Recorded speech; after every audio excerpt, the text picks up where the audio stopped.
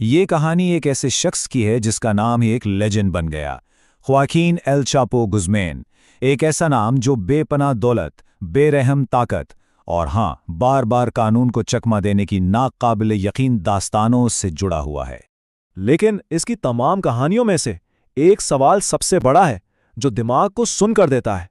आखिर कोई शख्स दुनिया की सबसे महफूज जेल से ऐसे कैसे गायब हो सकता है जैसे वो कभी था ही नहीं। तो चलिए जरा इस किले को करीब से देखते हैं। ये है मेक्सिको की ऑल्टीप्लानो जेल, और जब मैं कहता हूं किला तो मेरा मतलब वाकई किला है। फौलाद और कंक्रीट की दीवारें, खारदार तारों के जाल, 750 से ज्यादा कैमरे जो हर कोने पर नजर रखते हैं और 24 घंटे पहरा देती मुसल्ला गार्ड्स की टावर्स। इसके ऊपर से परिंदा भी पर नहीं मार सकता था। एक नो फ्लाई जोन, और दीवारों के अंदर कोई मोबाइल सिग्नल काम नहीं करता था।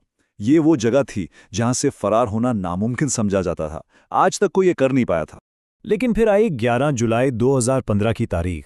जोआकिन एल चापो गुज़मैन ने नामुमकिन को मुमकिन कर दिखाया। वो बस गायब हो गया।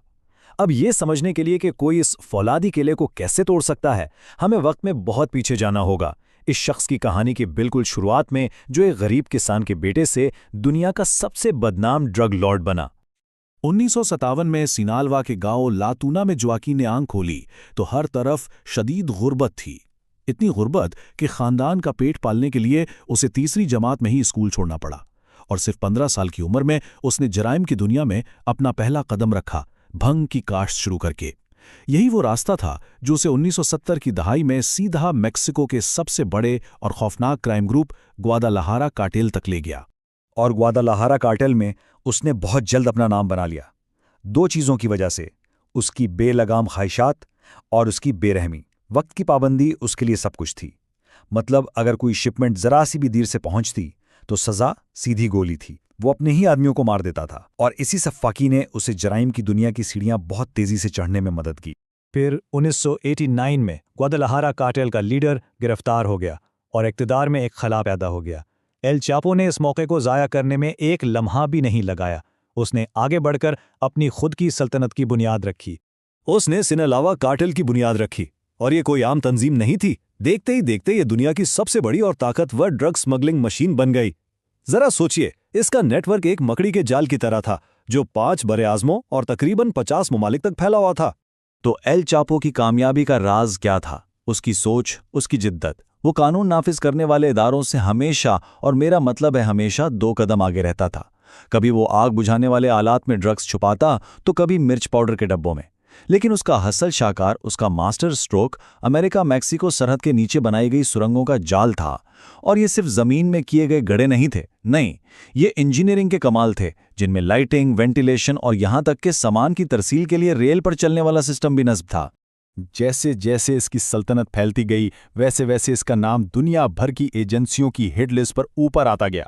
और फिर कानून के साथ इसका पहला बड़ा टकराव हुआ, एक ऐसा टकराव जिसने इसके लेजेंड को जन्म दिया। जून 1993 में कानून का शिकंजा आखिरकार उस तक पहुंच ही गया।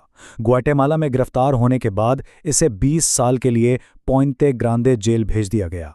लेकिन चापो के लिए जेल सिर्फ एक नया दफ्तर था। उसने गार्ड्स को रिश्वत से खरीद लिया और सलाखों के पीछे से ऐशो इशरत के साथ अपनी सल्तनत चलाता रहा। लेकिन जब इसे अमेरिका के हवाले करने का खतरा हकीकी हुआ तो उसने अपना खेल खेला। 19 जनवरी 2001 को उसने कुछ ऐसा किया जो सीधा किसी फिल्म की कहानी लगता है। वो गंदे कपड़ों से भरी एक लॉन्ड्री ट्रॉली में छुपा और सीधा जेल से बाहर निकल गया, और बस वो एक बार फिर आज़ाद था। अगले 13 सालों तक एल चापो एक भूत की तरह था, हर जगह मौजूद मगर किसी की पकड़ में नहीं। और इस आज़ादी के दौरान उसकी दौलत और ताकत इतनी बढ़ी जिसका तस्वर भी नहीं किया जा सकता। एल चापो अपनी इमेज बनाने में बहुत माहिर था। उसने बड़ी चालाकी से दुनिया को अपने 2 चेहरे दिखाए। एक तरफ मकामी लोगों के लिए वो एक रॉबिन हुड जैसा था, गरीबों की मदद करता, अवामी मंसूबों पर पैसा लगाता।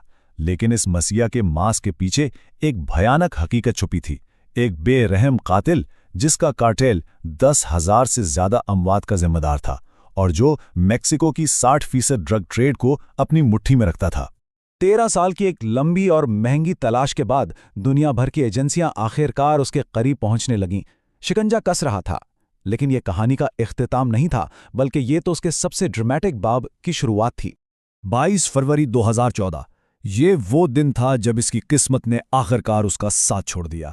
एक छापे के दौरान वो अपने खास अंदाज में बाथटब के नीचे बनी सुरंग से बच निकला, लेकिन इस बार उसकी आज़ादी सिर्फ चंद घंटों की थी। उसे मजातलान के एक होटल से बगैर किसी मुकाबले के गिरफ्तार कर लिया गया और इस बार इसे भेजा गया अल्टीप्लानो, वो जेल जहां से कोई फरार नहीं हो सकता था। अल्टीप्लानो वो एक बिल्कुल अलग चीज थी। वो मैक्सिको का ग्वांटानामो बे था, एक मैक्सिमम सिक्योरिटी किला जिसे हर तरह की करप्शन और फरार से महफूज रखने के लिए बनाया गया था। यहां से भागना सिर्फ मुश्किल नहीं बल्कि नामुमकिन समझा जाता था। लेकिन एल चापो के पास हमेशा एक प्लान होता था और ये प्लान इसकी जिंदगी का सबसे बड़ा शाहकार था। तो हुआ ये कि सबसे पहले एक अंदर के आदमी ने उस तक जीपीएस ट्रैकर वाली घड़ी पहुंचाई। इस सिग्नल की मदद से उसकी टीम ने जेल से ठीक 1.5 किलोमीटर दूर एक जमीन खरीदी। फिर शुरू हुआ 1 साल तक चलने वाला खुदाई का नाकाबिल यकीन काम। उन्होंने एक ऐसी सुरंग बनाई जिसमें लाइट्स, वेंटिलेशन सिस्टम और यहां तक कि तेजी से फिरार के लिए रेल पर चलने वाली एक मोटरसाइकिल भी मौजूद थी। और सबसे शानदार चाल ये थी कि सुरंग का दहाना सीधा उसके सेल के शावर में खुलता था, वो वाहिद जगह जहां कैमरे की नजर नहीं पहुंच सकती थी। 11 जुलाई 2015 वो बड़े सुकून से अपने शावर में दाखिल हुआ और जमीन में समा गया। एक बार फिर एल चापो आजाद था। ये फिरार सिर्फ एक जेल तोड़ने की वारदात नहीं था, ये मैक्सिकन हुकूमत के लिए एक आलमी तमाशा और शदीद शर्ममंदगी थी। अब इसकी गिरफ्तारी कौमी इज्जत का मसला बन चुकी थी और एल चापो की कहानी का आखिरी बाब शुरू होने वाला था। अपनी आज़ादी के नशे में एल चापो ने एक ऐसी गलती की जो उसके गुरूर का सबूत थी। उसने हॉलीवुड अदाकार शॉन पेन को एक खुफिया इंटरव्यू दिया और इस इंटरव्यू में उसने फ़ख्र से एतराफ़ किया, मैं दुनिया में किसी से भी ज़्यादा हेरोइन, मेथ, कोकेन और मारिजुआना सप्लाई करता हूं। मेरे पास आबदोज़ों, हवाई जहाज़ों, ट्रकों और कश्तियों का बेड़ा है। यही शेखी उसके जवाल की वजह बनी। 8 जनवरी 2016 मेरीन्स ने लॉस मोचिस में उसके ठिकाने पर धावा बोल दिया। शदीद फायरिंग के तबादले के दौरान उसने अपनी आखिरी सुरंग इस्तेमाल की और फरार हो गया। भागने के लिए उसने कार भी छीनी, लेकिन इस बार किस्मत उसके साथ नहीं थी। सिर्फ 20 किलोमीटर दूर मैक्सिकन मेरीन्स ने उसे घेर लिया और उसकी आज़ादी का खेल हमेशा के लिए ख़त्म कर दिया। इस बार कोई गलती की गुंजाइश नहीं थी। 2017 में उसे अमेरिका के हवाले कर दिया गया, जहां से फरार का कोई रास्ता नहीं था। 2019 में उसे कत्ल, ड्रग स्मगलिंग और मनी लॉन्ड्रिंग समेत 10 संगीन जुराइम का मुजरिम पाया गया। सज़ा उम्र कैद, मजीद 30 साल और 12 अरब डॉलर से ज्यादा का जुर्माना। आज वो अमेरिका की सबसे महफूज जेल ADX फ्लोरेंस में कैद है, एक ऐसी जगह जिसे जहन्नुम का साफ सुथरा वर्जन कहा जाता है। तो अब वो अमेरिका की सबसे महफूज जेल में कैद है, एक ऐसा कैद खाना जहां से आज तक कोई बाहर नहीं आ सका। और सवाल ये पैदा होता है कि क्या सुरंगों का बादशाह, तारीख का सबसे बड़ा फरार का माहिर, एक आखिरी नामुमकिन चाल चल पाएगा, या इसकी कहानी का बाब हमेशा के लिए बंद हो चुका है?